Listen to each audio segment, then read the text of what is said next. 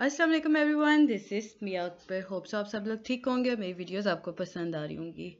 आज जी हम लोग EDU 604 का लेसन 34 से स्टार्ट कर रहे हैं। मुझे उम्मीद है कि आपको पिछले सारे लेक्चर्स समझ आ चुके होंगे। तो चलिए अपनी वीडियो को करते हैं स्टार्ट। तो लेसन 34 है वीडियो स्टडीज़ के बारे में।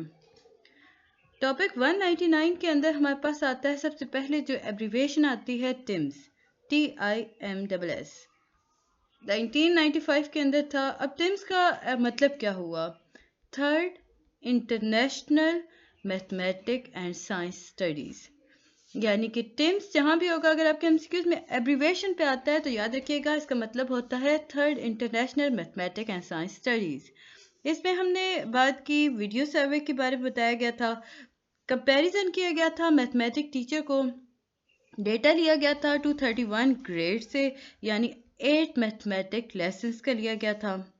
कंट्रीज जो सिलेक्ट हुई थी वो जर्मनी, जापान एंड यूएसए था। यहाँ पे रैंडम सिलेक्शन हुई थी टीचर्स की और लेसन्स की। अब इसका रिजल्ट क्या निकला? नॉर्मेटिव प्रैक्टिस किया गया एट नेशनल लेवल। अब अक्रॉस था, यानी कंटेंट, ऑर्गेनाइजेशन और इंस्ट्रक्शन प्रैक्टिसेस की गई थी। इसके बाद ये टॉपिक 200 आपका पेपर रिलेटेड इंपॉर्टेंट नहीं है, ये भी आपकी केस स्टडीज बेसिकली चल रहे हैं, मुख्तलिफ ममालिक में लिए। क्लासरूम लेवल जो आया था आपके पास वो था lesson structure, classroom organisation, task and activities, assessment, activities, rules. ये सारे आपके जो एक्सपेरिमेंट किए गए थे उनका जो क्लासरूम लेवल चल रहा था उसके अकॉर्डिंग था। आपको कोई से 3 आने चाहिए, इनफ हो जाता है, नहीं तो 5 मार्क्स क्वेश्चन रहता है। आपको अगर 5 मार्क्स क्वेश्चन है, 10 लिख दो तो वेल एंड गुड, बट ना लिखो तो आप भी मार्क्स कम नहीं होते। स्कूल लेवल पे देखा गया space, school time, external relationship और वैल्यूज और फंक्शंस। अब ये वैल्यूज और फंक्शंस जो थे ये प्रिस्क्राइब किए गए थे टीचर की तरफ से। सिस्टम लेवल गवर्नेंस हो गया, हिस्ट्री पॉलिसी हो गया, लेजिस्लेशन हो गया और कैरिकुलर असेसमेंट और इंस्पेक्शंस हो गई। अब टॉपिक 201 अगर हम देखते हैं तो वो भी इम्पोर्टेंट नहीं था। इसमें क्लास लेवल पे टीचर्स, स्टूडेंट, टेक्नोलॉजी लाया गया था। स्कूल लेवल में मॉडल ऑफ चेंजेस के बारे में बात की गई थी, विजन और वैल्यूज के बारे में बात की गई थी। 202 है आपके पास, इसमें हम देखते हैं कॉन्टेक्सचुअल फैक्टर जो कि पॉलिसी और स्ट्रेटजीज को लेके ले चलता है। इसमें हम देखते हैं data beyond classroom level, contextual factor जो इन्फ्लुएंस करता है इमर्जेंस को, सस्टेनेबिलिटी को, स्केलेबिलिटी को। अब इसमें 3 किस्म की स्टडीज हुई थी, कॉन्टेक्स्ट और रिसर्च फोकस हुआ था, मेथड आउटकम्स हुए थे और कंट्रीब्यूशन और लिमिटेशन के बारे में बात की गई थी। Sites M1। अब ये आपके पास एक इंटरनेशनल कंपैरेटिव रिसर्च थी, 1991-98 में हुई थी। इसमें साइट्स यूज की गई थी। अब साइट्स का मतलब क्या होता है? ये एक एब्रीवेशन है। इसका मतलब होता है second information technology education study. Second information technology education study. इसमें हमने कंपैरिजन किया था 26 कंट्रीज का। उनके अंदर हमने देखा गया, उनके अंदर रिसर्चर्स ने बेसिकली देखा था, इनोवेटिव पेडागोगिकल प्रैक्टिस की गई थी, टेक्नोलॉजीज को देखा गया था, आईसी इंफ्रास्ट्रक्चर को देखा गया था, आईसीटी टीचर्स को देखा गया था, उनके लर्निंग ऑब्जर्वर को देखा गया था। फिर फर्दर हमने देखा कि साइट्स M2 भी हुआ। इसमें 174 केस स्टडी किए गए थे और ये 28 कंट्रीज के अंदर हुआ था। नेक्स्ट आपके पास आता है टॉपिक 204, जिसमें चैलेंजेस और मैथडोलॉजिकल एडवांसमेंट के बारे में बात की गई। इसमें एडवांसेस जो थी ना वो थे आपके पास contextual map of innovation and pedagogy. Sites M2 जो थी इसने प्रोवाइड किया था model, conceptual model of hatchery nested structure. इसमें ऑब्जर्वेशन हुई थी रिलेशनशिप के बारे में, इनोवेशन कैरेक्टरिस्टिक्स और कॉन्टेक्सचुअल फैक्टर्स को देखते हुए। लेसन नंबर 35 आपके पास आता है जी। इसमें हमारे पास जो इंपॉर्टेंट चीज़ थी वो लर्निंग अप्रोचेस थी। फर्स्ट थी सरफेस अप्रोच, सेकंड है डीप अप्रोच, थर्ड है अचीविंग अप्रोच। याद रखिएगा लर्निंग अप्रोचेस के अंदर हमारे पास 3 अप्रोचेस फर्दर मूव हुई, यानी सेकंड ऑर्डर पर्सपेक्टिव के अगर देखा जाए तो हमारे पास 3 अप्रोचेस थी, surface approach, deep approach, achievement approach. आगे बढ़ने से पहले काइंडली मेरे चैनल को लाइक और सब्सक्राइब जरूर कर दे। वीडियो पसंद आती है तो कमेंट भी कीजिएगा। रिलायबिलिटी। अब रिलायबिलिटी को अगर हम देखें तो ये वो रिस्पॉन्स है जिससे हम असेस करते हैं रिलायबिलिटी को, जो कि कल्चर्स में मौजूद होता है और बाद में से यूज़ किया जाता है। विद इन कंस्ट्रक्टिव वैलिडिटी में हम कंपेयर करते हैं रिजल्ट को। अब ये जो रिजल्ट होता है ये इंटरनल फैक्टर एनालिसिस का होता है। 207 के अंदर क्रॉस कल्चर मेटा एनालिसिस हुआ था। अब इस मेटा एनालिसिस का एम क्या था? इसका था कि ये ऑब्टेन किया जा सके यानी एस्टिमेट किया जा सके किसी भी रिलेशनशिप की स्ट्रेंथ को। इसमें हम जान सकते हैं कि रिलेशनशिप वेरी करता है according to characteristics of the sample. Cross culture Meta analysis ये क्वांटिटेटिव था। इसमें assumptions यूज़ की गई थी कि कैसे स्टूडेंट्स जो होते हैं वो लर्न करते हैं पर्सनल एनवायरनमेंट से।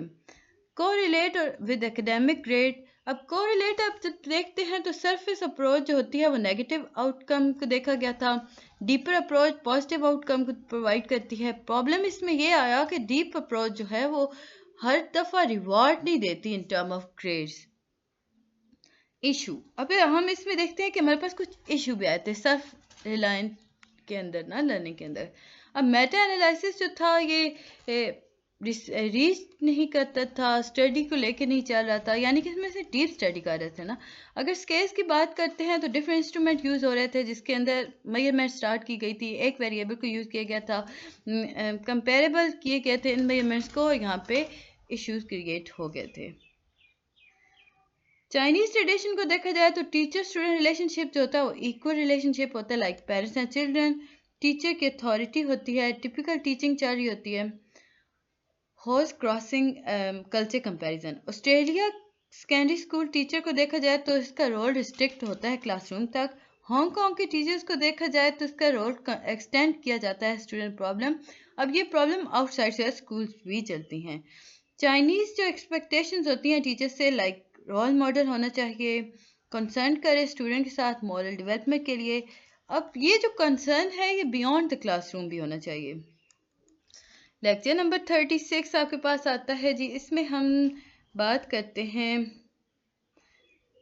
टॉपिक 212 का कि हम कंपेयर कैसे करेंगे या whom to compare. Age versus grade group. अब एज वर्सेस ग्रेड ग्रुप के अंदर हम देखें तो कंपैरेटिव स्टडी जो होती है वो स्पेसिफाई करती है एज लेवल यानी ग्रेड लेवल को, यानी या कभी कभार ऐसा होता है कि कम्बिनेशन और होता है दोनों का।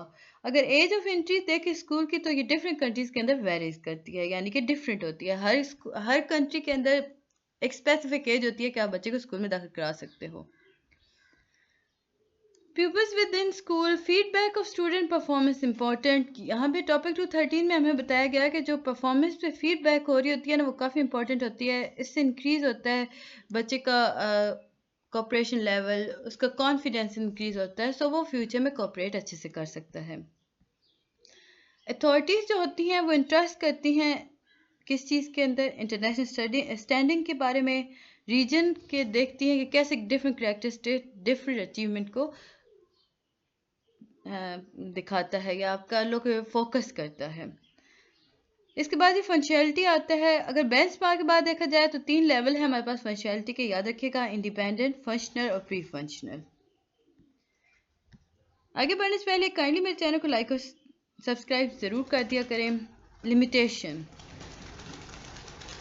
अब लिमिटेशन ये था कि एक लिमिटेड वे था इम्प्रूव करने का, टीचर्स को प्रोवाइड किया गया। फैक्टर्स जो एसोसिएट करते हैं पीपल अचीवमेंट को वो भी लिमिट किए गए थे, वो बायस थे toward first trend mode of thinking.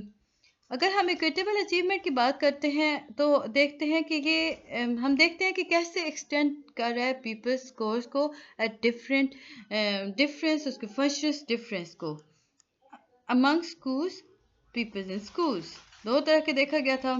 अब इसमें डिफरेंस आया था कि विद इन स्कूल 42% डिफरेंस था, अक्रॉस प्रोविंस जो था वो 10% था, अक्रॉस स्कूल जो था 41% था, क्लासेस विद इन स्कूल जो था वो 15% था।